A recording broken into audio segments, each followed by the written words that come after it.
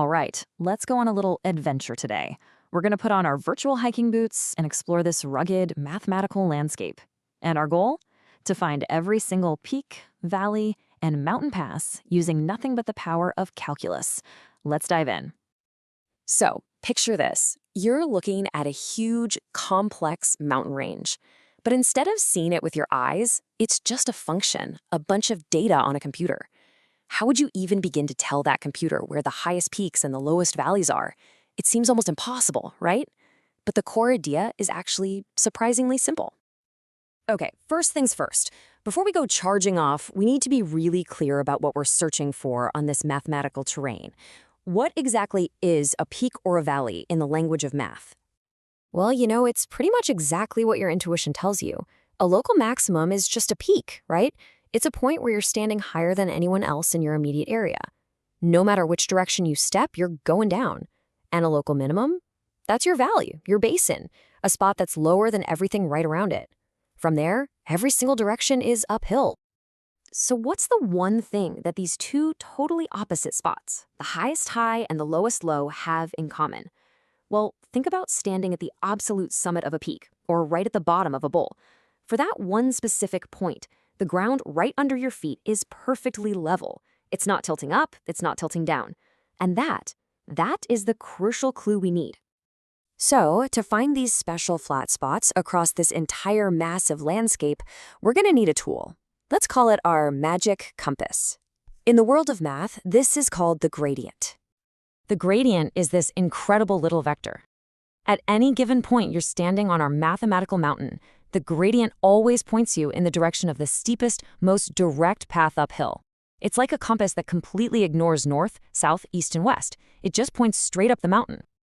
Okay, so let's connect the dots here. If this magic compass always points in the steepest uphill direction, what in the world happens when you're standing on one of those perfectly flat spots we just talked about? A peak or a valley? Exactly. The compass needle just spins around, totally lost. I mean, if you're at the very top of a peak, there is no uphill. And if you're at the very bottom of a valley, well, every direction is uphill, so there's no single steepest direction. The only way this can happen is if the gradient vector itself is just zero. It has no direction, no length, nothing. And that, right there, that is the insight that cracks this whole thing wide open. If we want to find every potential peak and valley, all we have to do is hunt for the places where our magic compass, the gradient, reads zero. Now, in calculus, we give these special locations a name. We call them critical points. A critical point is simply any point where that gradient is zero. And these points are our only candidates for being a peak or a valley. So our massive, impossible search of an entire landscape has suddenly been narrowed down to just a handful of specific points. And finding them isn't guesswork. It's a clear, step-by-step process. You just calculate the slope in the x direction and the slope in the y direction. Those are the partial derivatives. Set both of them equal to zero and solve the equations. This gives you the exact coordinates of every single flat spot on the entire surface. Okay, so we found all the flat spots. Our job is done, right? We just label some as peaks, some as valleys. Well, not so fast.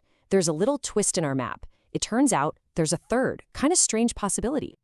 We've made our really good case that every peak and every valley has to be a flat spot, a critical point. But here's the question. Does that mean every flat spot has to be a peak or a valley? So yeah, of course, our critical point could be a peak, a local maximum. This is that classic summit where every direction you look is downhill. And it could just as easily be a valley, a local minimum. The bottom of a bowl where every path leads up.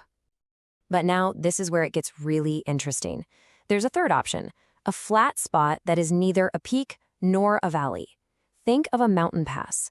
In math, we call this a saddle point.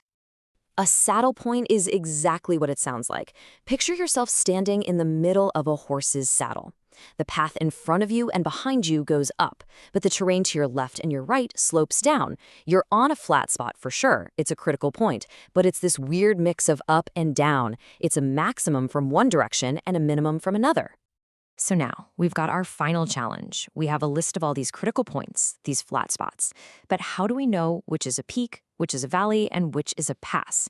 We need one last tool in our hiker's pack to test the curvature of the land at each of these spots.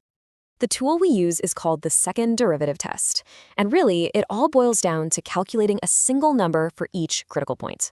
We call this number d for discriminant, and this one number tells us everything we need to know about the shape of the surface right at that point. The whole process works kind of like a simple flowchart.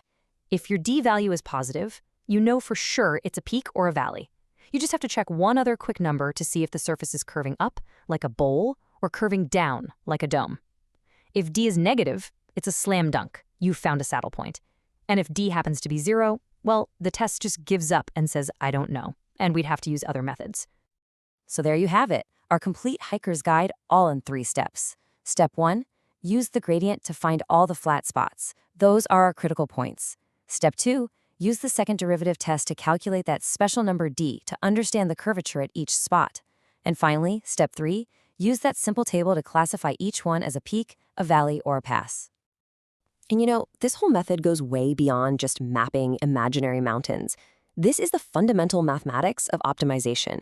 When an economist wants to maximize profit, or an engineer wants to minimize the stress on a material, or when a machine learning algorithm is trying to minimize its error, they are all using this exact same process, finding the critical points of a function. At the end of the day, what we've really found is a universal method for finding the best and worst case scenarios in all sorts of complex systems. It's a super powerful way of thinking that applies almost everywhere. So I guess my question for you is, what function in your life or your work would you want to find the peaks and valleys of?